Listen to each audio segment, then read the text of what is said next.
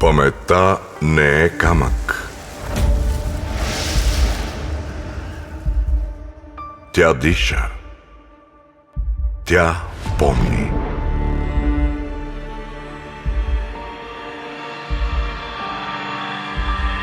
Историята не върви по права линия.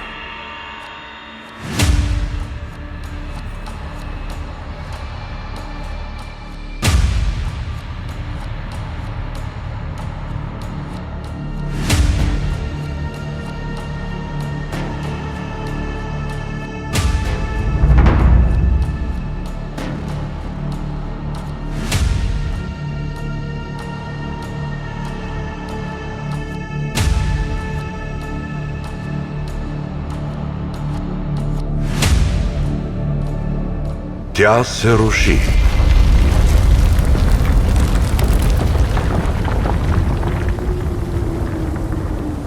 И се изгражда отново.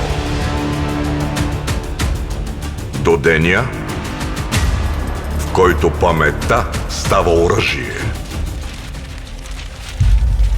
Юли 1877. Стара Загора.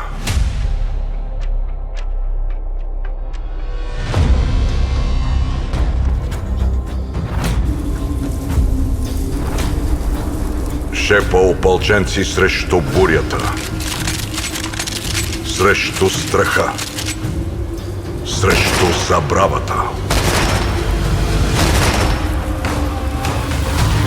Падат тела, но духът никога не пада. Не пада и знамето. Нито едно българско знаме. Никога.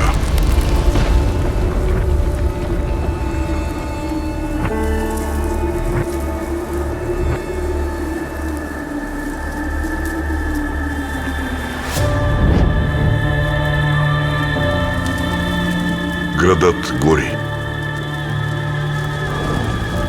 Домовете са в пепел.